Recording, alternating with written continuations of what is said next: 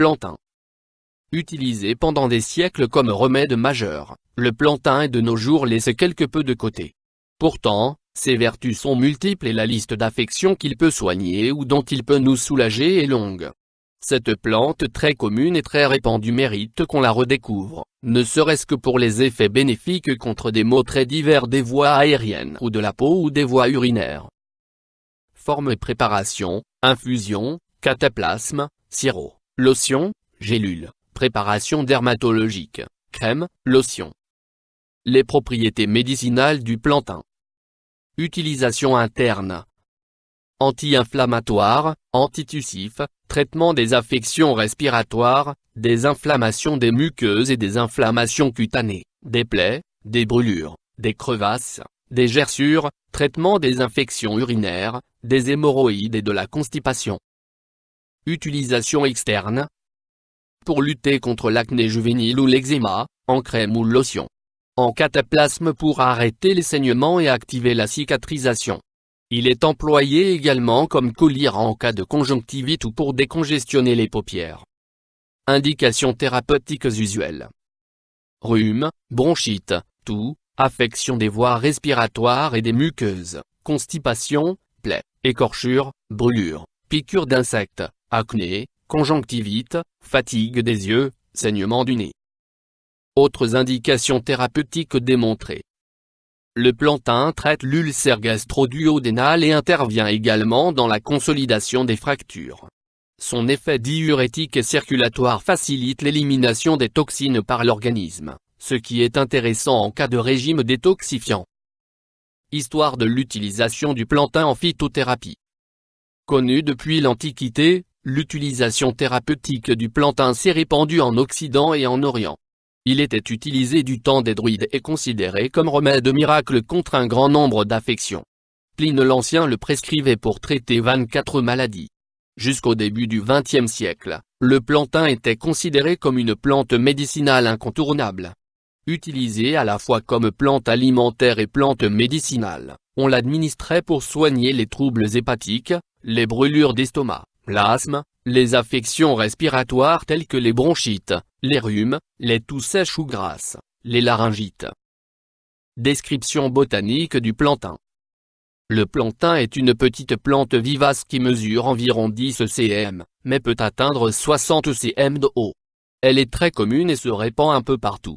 Il existe 3 espèces de plantain qui ont des propriétés médicinales reconnues.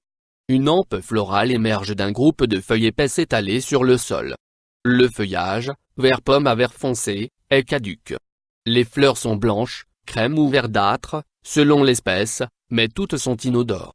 Pollinifères et nectarifères, les fleurs sont visitées par nombre d'insectes, notamment les papillons. Les feuilles ovales et pointues à l'extrémité caractérisent le plantain moyen alors que le grand plantain présente de larges feuilles. Quant au plantain lancéolé, ses feuilles sont allongées comme des lances. Les fleurs apparaissent dès le printemps et se renouvellent jusqu'à novembre. Les fruits ressemblent à de petites capsules contenant une graine dont les oiseaux sont friands. Composition du plantain. Parties utilisées. En phytothérapie, on utilise les feuilles de la plante que l'on fait sécher, les racines, les graines mûries, le sucre frais. Principes actifs.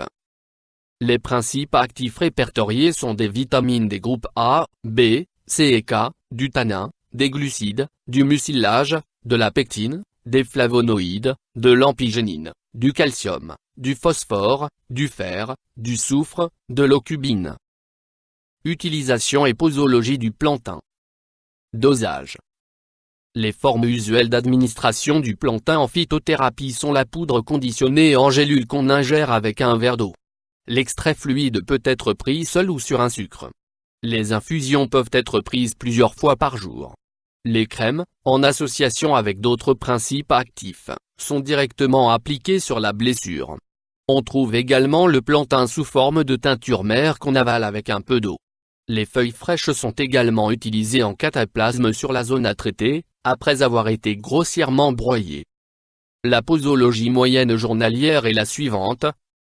Moins poudre conditionnée en gélule de 250 mg, 1 gélule 3 fois par jour avant les repas. Moins sirop, 2 cuillères à soupe 3 fois par jour. Moins extrait fluide, 30 gouttes 3 fois par jour. Moins teinture, absorber 7 ml, 2 à 4 fois par jour. Moins infusion, boire une tasse 3 fois par jour. Moins crème dosée à 4% d'extrait, appliquer directement sur la zone à traiter et renouveler l'opération si nécessaire. Moins feuilles fraîches en cataplasme, broyer les feuilles et appliquer directement sur la blessure, la brûlure ou la piqûre. Moins collyre, 1 à 2 gouttes dans chaque œil, 2 ou 3 fois par jour. La durée du traitement est variable selon les individus et le trouble à traiter. Précaution d'emploi du plantain. Il n'y a pas de précaution particulière aux doses indiquées.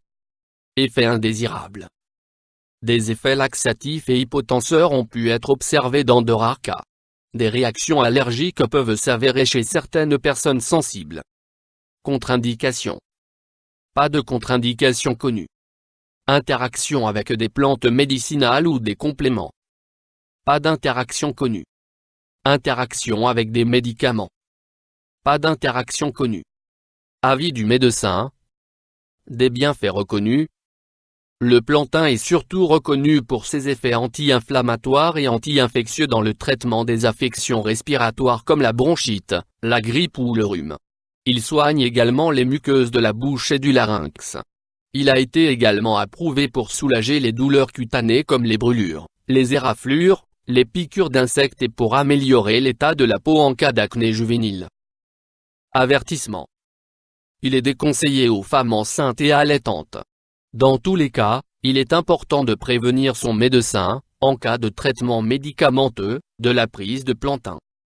La recherche sur le plantain. Dans les années 1980, des essais cliniques ont été pratiqués sur plusieurs patients et ont démontré l'efficacité de la plante pour traiter la bronchite chronique. En Allemagne, une étude menée sur 593 patients, atteints d'infections respiratoires aiguës, a conclu à une nette amélioration des symptômes des malades. Les études menées sur le plantain ont mis en lumière un des constituants de la plante, le mucilage. Celui-ci, en calmant les muqueuses du système respiratoire en raison de ses propriétés anti-inflammatoires et émollientes, atténue les symptômes des patients.